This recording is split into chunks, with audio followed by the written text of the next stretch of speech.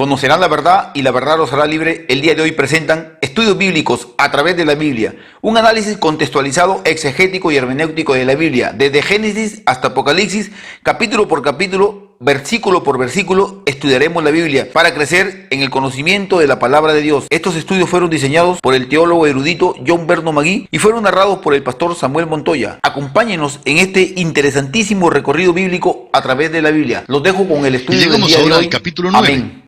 En este capítulo encontramos, en primer lugar, que Cristo envía a sus apóstoles. En segundo lugar, Herodes desea ver a Cristo. En tercer lugar, Cristo alimenta a los 5,000. En cuarto lugar, Cristo predice su pasión. En quinto lugar, encontramos la transfiguración. En sexto lugar, tenemos que Cristo sana al lunático. En séptimo lugar, Cristo alaba la humildad. Y en octavo y último lugar, los que querían seguir a Cristo condicionalmente. Este capítulo también registra los mismos eventos que se encuentran en Mateo y en Marcos. Los tres cuentan de la transfiguración. Ahora, Juan no menciona la transfiguración porque él presenta la deidad de Jesús, es decir, que Jesús es Dios. La transfiguración, por otra parte, manifiesta la perfecta humanidad de Jesús sin añadir evidencia adicional acerca de su deidad. El versículo 29 puede darnos la impresión de que la luz resplandecía sobre Jesús como una luz concentrada, pero no creemos que esta fuese la intención de Lucas. El evangelista Marcos en el capítulo 9 de su evangelio, versículo 3, dice que sus vestidos se volvieron resplandecientes, muy blancos como la nieve, tanto que ningún lavador en la tierra los puede hacer tan blancos. O sea que la luz resplandeció desde adentro. Es probable que esta fuera la condición original de Adán y Eva. La palabra para transfigurar procede del griego metamorphom. La derivación en castellano es metamorfosis. Ahora, la metamorfosis puede ser hacia arriba o hacia abajo. Hacia arriba, como el capullo feo del gusano de seda, que luego se convierte en una hermosa mariposa. Hacia abajo, como la muerte y la descomposición del cuerpo. En la transfiguración de Cristo, esta metamorfosis es hacia arriba. Hay tres pasos en la vida de Jesús. Primero, era inocente y santo, pues había nacido sin pecado. En segundo lugar, era santo en el sentido de que le hizo frente a la tentación y la venció. En cambio, Adán cayó. En tercer lugar, fue transfigurado. Esta es la meta que Dios tiene para la humanidad. En la transfiguración de Jesús vemos la esperanza de la humanidad, el propósito para el cual fuimos creados. El doctor Lucas es el único que proporciona un relato tan detallado de este evento y quien además lo presenta en contraste directo al caso del muchacho endemoniado al pie del monte que veremos en los versículos 37 al 43. ¡Y qué contraste! Lucas también presta mucha atención a los casos de la posesión demoníaca. En el capítulo 8, Lucas cuenta de la visita de Jesús a Gadara, donde el hombre endemoniado vivía en los sepulcros. Este hombre y el muchacho al pie del monte son casos extremos. También menciona otros casos y a través de ellos podemos llegar a ciertas conclusiones. El echar fuera un demonio es el primer milagro mencionado por Lucas en el capítulo 4, versículos 31 al 35. Los demonios reconocían a Jesús en el capítulo 4, versículo 41. La posesión demoníaca es diferente a las enfermedades, en el capítulo 4, versículo 40. La posesión demoníaca es una realidad tan real como el cáncer o la fiebre. Los demonios perturban a los hombres física, mental, emocional y espiritualmente. Destruyen la vida de los hombres aquí y causan una inevitable condenación eterna. La posesión demoníaca es sinónima con los espíritus inmundos. Dominan las vidas de quienes son poseídos. Las víctimas no se sujetan a las leyes ni a las costumbres de la sociedad. Una persona endemoniada no puede disciplinarse. La volición, o sea, el centro de su voluntad es destruida, lo que conduce a una conducta aberrante. El endemoniado es anormal, pero no es necesariamente demente. La personalidad del endemoniado es degradada y envilecida. Al final, los demonios la impulsan a hacer cosas horrorosas y espantosas, como veremos en los versículos 39 y 42, y como notamos en el versículo 29 del capítulo 8. Los demonios pertenecen al mundo espiritual y no al mundo físico. Están detrás de las falsas religiones, como lo expresa el apóstol San Pablo en su primera carta a los Corintios, capítulo 10, versículo 20. También podemos concluir que los demonios desean habitar en las personas. Muchos de ellos ocupan a una misma persona. También le tienen miedo al abismo y prefieren ir a los cerdos, pero los cerdos prefieren morir. Solo Cristo puede librarnos del poder de los demonios, que es el mismo poder de Satanás, como lo veremos en los versículos 42 y 43 de este capítulo 9, y como ya lo notamos en el capítulo 8, versículo 28. Ahora, como ya dijimos, hay evidencia hoy en día de un resurgimiento de la posesión demoníaca. Después de la Segunda Guerra Mundial, con sus matanzas y atrocidades en las que la sensibilidad de los hombres había sido degradada y amortiguada, la creencia en los demonios entró y llenó el vacío. El doctor Kurt Koch, quien hizo un estudio especial, da muchos casos documentados sobre la posesión demoníaca. Veremos que el versículo 51 de este capítulo 9 es el punto decisivo en el ministerio de Jesús. Comienza su marcha a Jerusalén y hacia la cruz. En nuestro estudio del capítulo anterior, tratábamos el tema de la posesión demoníaca, tema que ya habíamos tratado en nuestro estudio del mismo incidente en las versiones de Mateo y de Marcos. Sin embargo, en nuestro estudio anterior, procuramos enfocar nuestro comentario desde el punto de vista de un médico, tomando en cuenta el hecho de que Lucas ejercía esta profesión. Y luego comentamos el resurgimiento en nuestros días del ocultismo y de la adoración y el temor de los demonios. Por fin, vimos que el doctor Lucas es el único de los 4 evangelistas que anota 2 casos de resurrección o restauración a la vida física entre los milagros de Jesucristo. Al entrar ahora en nuestro estudio del capítulo 9, notamos primeramente que todo lo que aparece aquí también es mencionado en los otros evangelios sinópticos, o sea, los evangelios escritos por San Mateo y San Marcos. Así es que esperamos avanzar rápidamente a través de este capítulo, considerando nuestro estudio aquí como un repaso de lo ya estudiado cuando avanzábamos por los evangelios de Mateo y Marcos. Ahora, la razón de nuestro apresuramiento es para poder detenernos un poco más en el capítulo 10, que sigue, y estudiar a fondo la parábola del buen samaritano. Esa será una parábola nueva para nosotros, ya que solo aparece aquí en el evangelio escrito por el doctor Lucas. Bueno, lo primero que notamos en este capítulo es que los 12 apóstoles son enviados por el Señor Jesús a predicar. Quizá usted recordará que en nuestro estudio del Evangelio según San Mateo, el Señor enunció sus principios éticos y entonces demostró su dinamismo al realizar milagros en cada una de las esferas de la vida, en la esfera física y en la esfera espiritual, en la esfera natural y en la esfera sobrenatural. Bueno, esto mismo lo hemos visto hasta ahora en el Evangelio según San Lucas. Y aquí tenemos entonces ante nosotros el incidente en que Jesús envía a sus apóstoles a predicar. Leamos entonces el primer versículo del capítulo 9 del Evangelio de San Lucas. Habiendo reunido a sus 12 discípulos, les dio poder y autoridad sobre todos los demonios y para sanar enfermedades. Ahora quisiera pedirle que preste mucha atención, amigo oyente, para que comprenda bien lo que vamos a decir. Cuando el Señor estuvo en la tierra, le dio el don de sanidad a sus apóstoles. Había dones que servían como señales. Eran para demostrar que Cristo era quien reclamaba ser.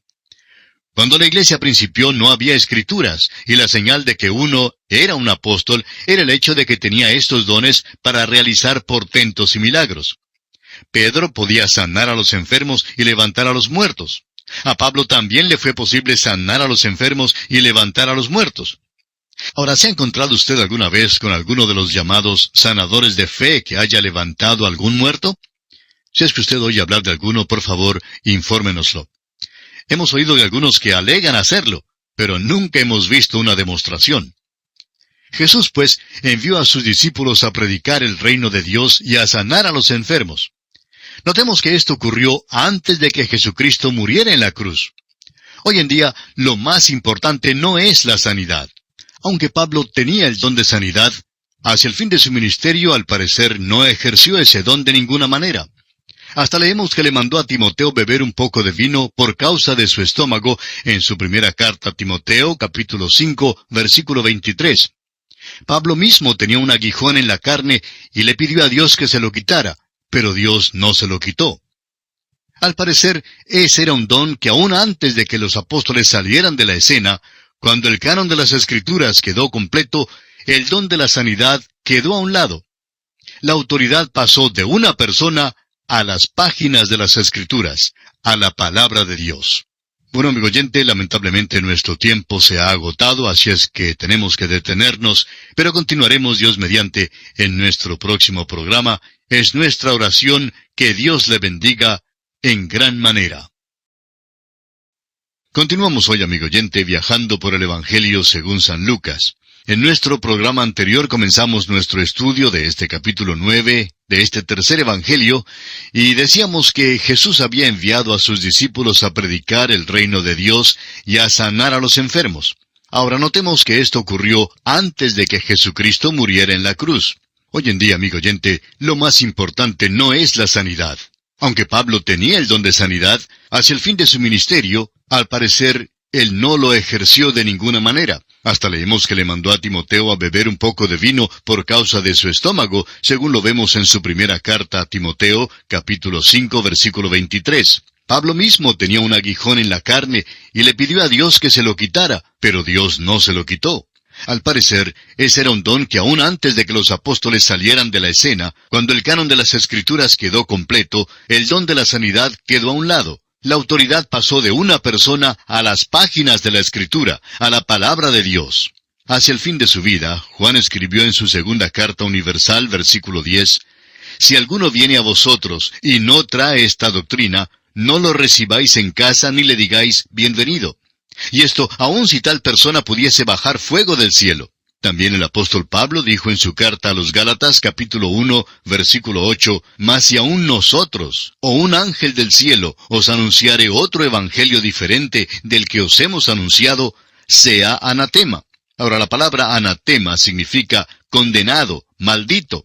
Este es un lenguaje acérrimo, amigo oyente, porque hay una sola doctrina, y es la revelada en las páginas de la Escritura.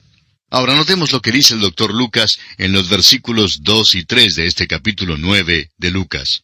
«Y los envió a predicar el reino de Dios y a sanar a los enfermos. Y les dijo, no toméis nada para el camino, ni bordón, ni alforja, ni pan, ni dinero, ni llevéis 2 túnicas». Hay algunas personas que pretenden usar este pasaje como base para predicar el reino de Dios y para sanar a los enfermos hoy en día. Pero observe bien al ministro que pretende usar estos versículos como una base para sus campañas de sanidad. Vea usted si toma una ofrenda. Vea si lleva algo consigo cuando viaja. Fíjese si su mensaje se adhiere a las Escrituras. Es interesante notar que este versículo no se usa con mucha frecuencia hoy en día, porque ahora no es aplicable. Pero en aquellos días lo fue, amigo oyente. Y continuamos con el versículo 4 de este capítulo 9 de Lucas. «Y en cualquier casa donde entréis, quedad allí, y de allí salid». No nos entienda mal, amigo oyente, porque creemos que hoy en día el obrero es digno de su salario. Creemos que cualquier hombre que proclame la palabra de Dios debe ser apoyado. En los tiempos de Cristo, la situación era algo diferente. Los discípulos tenían que quedarse en las casas privadas porque no abundaban los lugares de hospedaje como los hay hoy en día, y por eso siempre se hospedaban en hogares privados.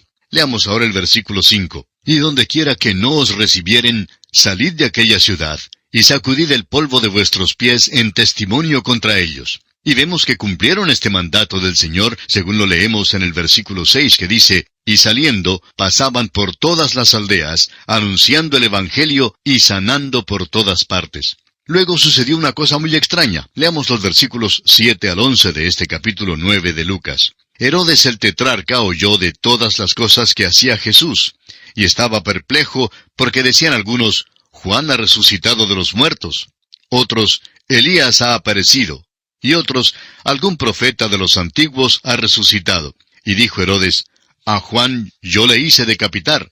¿Quién pues es este de quien oigo tales cosas? Y procuraba verle. Vueltos los apóstoles, le contaron todo lo que habían hecho. Y tomándolo se retiró aparte a un lugar desierto de la ciudad llamada Betsaida. Y cuando la gente lo supo, le siguió. y él les recibió, y les hablaba del reino de Dios, y sanaba a los que necesitaban ser curados. Herodes era el gobernante responsable de la encarcelación y la ejecución de Juan el Bautista. Tenía miedo que Jesús fuera el sucesor de Juan el Bautista. La curiosidad de Herodes le dio el deseo de ver a Jesús. Y creemos que sus intenciones sin duda eran malas. Entonces dice este pasaje que Jesús llevó a sus discípulos a un lugar deshabitado y las multitudes le siguieron. Nuestro bondadoso Señor recibió entonces a todas estas personas y les habló en cuanto al reino de Dios y también sanó a aquellos que tenían necesidad de ser sanados.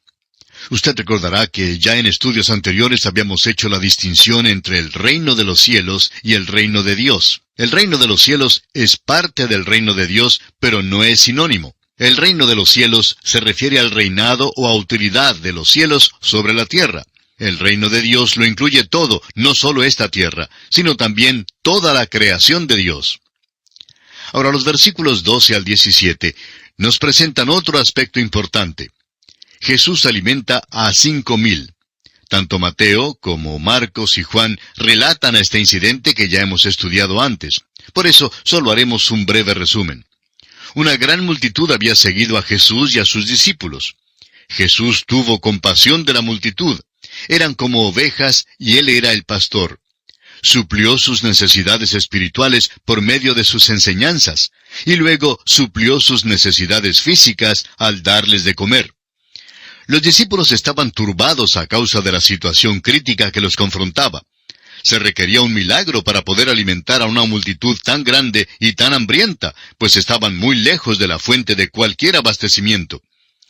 Los discípulos se atrevieron a aconsejar a Jesús en medio de la presión de esta crisis, pero Jesús no siguió su consejo, un consejo que, por cierto, no estaba buscando. Recordemos que es Él quien manda.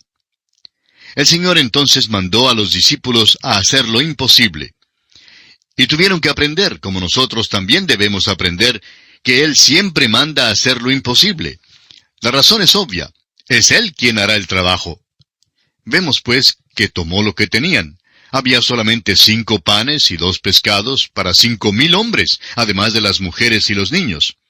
Creemos que estos panecillos eran solo bocadillos, mientras que los pescados quizá no eran más grandes que las sardinas. Debe haber sido una vista hermosa. Los habitantes de cada pueblo llevaban ropaje de cierto color. Los de cada grupo se sentaron juntos. Y estos diferentes vestidos de diversos colores debieron haber dado una impresión de una gran colcha abierta sobre la hierba. Y el Señor hizo un milagro aquí.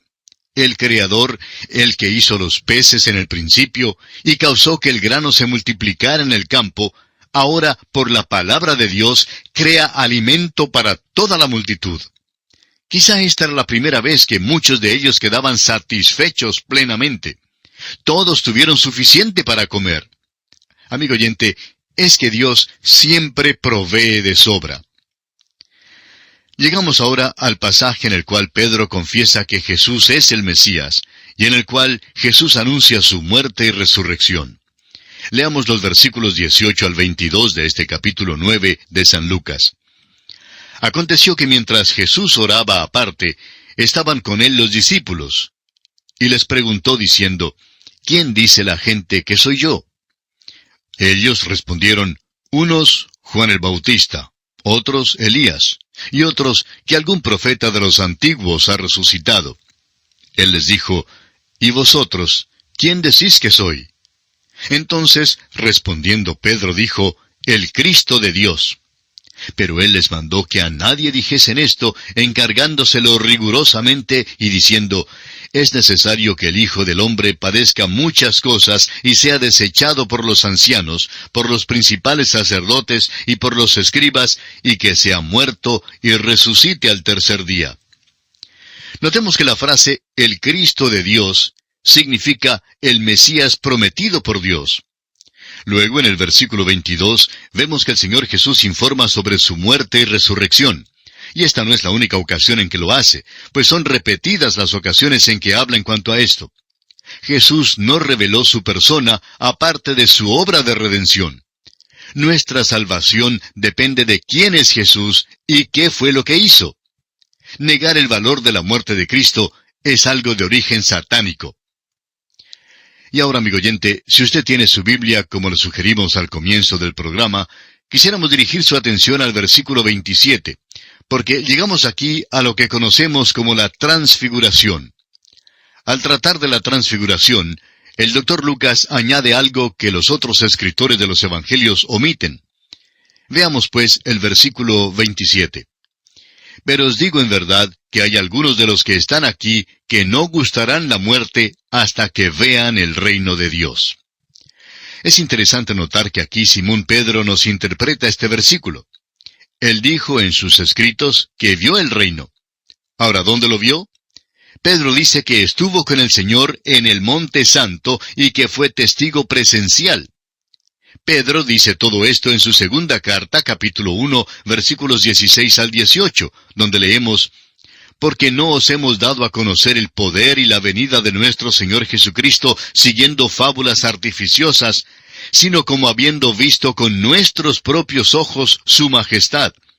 Pues cuando Él recibió de Dios Padre honra y gloria, le fue enviada desde la magnífica gloria una voz que decía: Este es mi Hijo amado, en el cual tengo complacencia. Y nosotros oímos esta voz enviada del cielo cuando estábamos con Él en el Monte Santo. Esta es la explicación que nos da Simón Pedro, y es suficientemente buena para mí, porque creo que un hombre que estuvo allí debe saber más en cuanto al reino que algunos de los que pretenden ser eruditos en esta época que nunca estuvieron allí. Ahora notemos que los versículos siguientes, los versículos 28 y 29 dicen: Aconteció como 8 días después de estas palabras, que tomó a Pedro, a Juan y a Jacobo, y subió al monte a orar. Y entre tanto que oraba, la apariencia de su rostro se hizo otra, y su vestido blanco y resplandeciente. Lo que ocurrió allí es algo como la experiencia del gusano. Primero tiene usted el gusano, luego el capullo, y por fin sale la hermosa mariposa. La transfiguración no manifiesta la deidad de Cristo, sino su humanidad perfecta. La transfiguración es la meta que Dios tiene para toda la humanidad. Cuando usted ve al Señor Jesucristo transfigurado allí en el monte, está observando exactamente lo que ocurrirá en aquel día cuando seamos transformados. Los muertos serán levantados y aquellos que vivimos seremos cambiados, y todos seremos transformados y llevados a la presencia de Dios. En el versículo 29, donde dice que su ropaje resplandeció, no significa que una luz externa resplandeció sobre él, sino que una luz resplandeció desde adentro. Creemos que Adán y Eva estaban vestidos con este tipo de luz gloriosa, pero que cuando pecaron, esta luz se apartó y por tanto descubrieron que estaban desnudos. La pregunta que muchos formulan es si vamos a vestirnos en el cielo. Bueno, creemos que sí, pero no creemos que lo necesitemos, pues tendremos esa luz gloriosa que servirá de ropaje. Y esto es exactamente lo que pasó con Jesucristo en aquel monte de la transfiguración. Ahora leamos el versículo 30 de este capítulo 9 de Lucas. Y he aquí 2 varones que hablaban con él, los cuales eran Moisés y Elías. Tenemos a 2 hombres que aparecen sobre este monte. Moisés, el representante de la ley, y Elías, el representante de los profetas. Y los 2 aparecen para testificar en cuanto a Cristo. ¿Y qué es lo que dicen en cuanto a él? Leamos entonces el versículo siguiente para ver en qué consistía su testimonio. Versículo 31. Quienes aparecieron rodeados de gloria y hablaban de su partida que iba Jesús a cumplir en Jerusalén. Hablaron sobre la muerte de Jesucristo. Moisés y Elías hablaron sobre la muerte de Jesús, y en el Nuevo Testamento el apóstol Pablo dice que el evangelio que él predicó era un evangelio respaldado por el testimonio de la ley y los profetas. Dijo que su evangelio no era en manera alguna contrario al Antiguo Testamento. En su carta a los Romanos capítulo 3 versículos 20 al 22, Pablo dice lo siguiente: ya que por las obras de la ley ningún ser humano será justificado delante de él, porque por medio de la ley es el conocimiento del pecado. Pero ahora, aparte de la ley, se ha manifestado la justicia de Dios, testificada por la ley y por los profetas, la justicia de Dios por medio de la fe en Jesucristo, para todos los que creen en Él, porque no hay diferencia. La ley y los profetas revelan que la única manera posible de acudir a Dios y la única manera en que Dios nos puede salvar es por medio de la justicia que recibimos mediante la fe. En el Antiguo Testamento esto se hacía mediante la ofrenda de un sacrificio. El sistema de sacrificios era lo más importante en todo el sistema mosaico. Aquel cordero que se ofrecía sobre el altar era un símbolo de Cristo, quien murió por nuestros pecados. El profeta Juan el Bautista por eso identificó a Cristo como el Cordero de Dios que quita el pecado del mundo. Prosigamos ahora nuestro estudio en este pasaje leyendo los versículos 32 y 33 de este capítulo 9 de San Lucas. Y Pedro y los que estaban con él estaban rendidos de sueño, mas permaneciendo despiertos, vieron la gloria de Jesús y a los dos varones que estaban con él. Y sucedió que apartándose ellos de él, Pedro dijo a Jesús: Maestro, bueno es para nosotros que estemos aquí, y hagamos 3 enramadas, una para ti, una para Moisés, y una para Elías, no sabiendo lo que decía. Nuestro amigo Simón Pedro parece que es una persona que siempre tiene que decir algo. En esta ocasión habría sido mucho mejor si se hubiera quedado callado, pero aparentemente no pudo hacerlo. Y según este versículo, no sabía lo que decía. Muchos son como Pedro y hablan palabras que creen ser piadosas sin darse cuenta de lo que dicen. Pedro sugiere que se edifiquen 3 tabernáculos, y así coloca a Moisés y a Elías a la par con Jesucristo, aunque por lo menos pone al Señor primero. Muchas antologías de la religión mencionan a Buda, a Mahoma, a Moisés y a Cristo como fundadores de religiones. Y aunque esto puede parecerle extraño, amigo oyente, Jesucristo no es fundador de ninguna religión. Él no fundó una religión. Él murió en la cruz por los pecados del mundo. Él es el Salvador, y es por eso que usted no es salvado por medio de una religión. Usted puede ser salvado únicamente por medio de Jesucristo. Un eminente predicador acostumbraba a decir: cuando yo vine a Cristo, perdí mi religión. Y lo que muchas personas necesitan, amigo oyente, es perder su religión y encontrar a Cristo Jesús. Y vamos ahora a leer los versículos 37 al 43. Así es que, si todavía tiene su Biblia abierta en este capítulo 9 del Evangelio según San Lucas, le sugiero leer conmigo estos versículos 37 al 43, porque aquí encontramos otro aspecto importante que marca un contraste con lo que acabamos de ver que sucedió en el monte. Se trata del caso cuando Jesús echa fuera a los demonios de un hijo único. Leamos pues este pasaje. Al día siguiente, cuando descendieron del monte, una gran multitud les salió al encuentro. Y he aquí un hombre de la multitud clamó diciendo: Maestro, te ruego que veas a mi hijo, pues es el único que tengo. Y sucede que un espíritu le toma y de repente da voces y le sacude con violencia y le hace echar espuma y estropeándole a duras penas se aparta de él. Y rogué a tus discípulos que le echasen fuera, y no pudieron. Respondiendo Jesús dijo: Oh generación incrédula y perversa, ¿hasta cuándo he de estar con vosotros y os he de soportar? Trae acá a tu hijo. Y mientras se acercaba el muchacho, el demonio le derribó y le sacudió con violencia, pero Jesús reprendió al espíritu inmundo y sanó al muchacho, y se lo devolvió a su padre. Y todos se admiraban de la grandeza de Dios. Este es otro caso que ya comentamos en nuestro estudio del Evangelio según San Marcos. De modo que comentaremos solo algunas partes. Toda esta escena es un cuadro del día de hoy. Jesús ya se ha ido a la gloria. Sus discípulos también están con él. Pero nosotros, en cambio, estamos aquí en este mundo al pie del monte. Aquí reina la confusión, la avenencia y la impotencia. El mundo de hoy en día se porta como un hombre endemoniado y la iglesia es impotente ante la necesidad del mundo. Cuando Jesús habló a la multitud, la reprendió por su falta de fe en cuanto a la condición del muchacho. Y al parecer, los discípulos y los escépticos estaban incluidos entre los reprendidos. La condición de este muchacho daba lástima. Jesús se volvió al padre del muchacho y le pidió que creyera. Y entonces, según lo que dicen los otros evangelios, el padre hizo una súplica desesperada, pidiendo más fe. Ahora los discípulos por su parte estaban perplejos porque habían echado fuera a los demonios antes, pero ahora no podían echar fuera a este demonio. Nuestro Señor confirma que este caso era diferente debido a su seriedad. La palabra del Señor reprendió al demonio, sanó al muchacho y lo entregó a su padre. El proceso que fue necesario para poder echar fuera a los demonios reveló una vez más la seriedad del caso.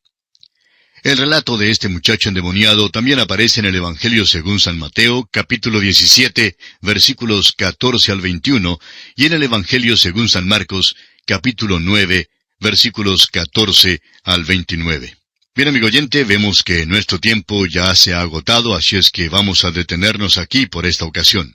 Concluiremos nuestro estudio de este capítulo 9 del Evangelio según San Lucas, Dios mediante, en nuestro próximo programa. Es nuestra ferviente oración que el Señor le bendiga abundantemente. Continuamos hoy, amigo oyente, nuestro estudio del Evangelio según San Lucas. Estamos ya acercándonos al final del capítulo 9 de este Evangelio, y como decíamos en nuestro programa anterior, estamos considerando solamente ciertos aspectos en una forma rápida, ya que los consideramos como un repaso de lo que estudiamos en los Evangelios de Mateo y de Marcos. Y llegamos ahora al versículo 44, donde vemos que Jesús se dirige hacia Jerusalén. Después de sanar al muchacho endemoniado, el Señor y sus discípulos se encaminaron hacia Jerusalén. Y una vez más, el Señor les habló en cuanto a su muerte inminente. Leamos entonces el versículo 44 de este capítulo 9 de Lucas. Haced que os penetren bien en los oídos estas palabras, porque acontecerá que el Hijo del Hombre será entregado en manos de hombres. Ahora el Señor Jesucristo hizo un gran esfuerzo por familiarizar a sus discípulos con el hecho inminente de que Él sería entregado en manos de hombres. Ahora, en los versículos 46 al 50, encontramos que Jesús habla de la humildad y utiliza a un niño como ejemplo. Y usted recordará que ya hablamos de esto cuando estudiábamos los Evangelios de Mateo y Marcos. En el versículo 51 encontramos entonces que, cuando se cumplió el tiempo en que Él había de ser recibido arriba, afirmó su rostro para ir a Jerusalén. Empezando en Cesarea de Filipos, el Señor comenzó a caminar hacia Jerusalén. Consciente de que allí le esperaba la muerte, Jesús se dirigió con resolución hacia Jerusalén. En lugar de subir a su Padre en el cielo, en el apogeo de su ministerio, deliberadamente escogió el camino de la humillación que conducía a la vil cruz romana. Es decir que el Señor sabía lo que estaba haciendo. Deliberadamente escogió este camino, porque, como Él mismo lo dice en el versículo 56 de este capítulo 9 de Lucas, el Hijo del Hombre no ha venido para perder las almas de los hombres, sino para salvarlas. Y se fueron a otra aldea. Ahora, en los versículos finales, los versículos 57 al 62, encontramos a algunos que deseaban seguirle, pero bajo condiciones. Y Jesús entonces les pone otra prueba de lo que es el discipulado. Y usted recordará que también esto lo vimos ampliamente en nuestro estudio del capítulo 8 del Evangelio según San Mateo. Y así, amigo oyente, concluye nuestro estudio de este capítulo 9 del Evangelio según San Lucas, que constituyó más bien un repaso de lo que ya habíamos estudiado en los Evangelios de Mateo y de Marcos.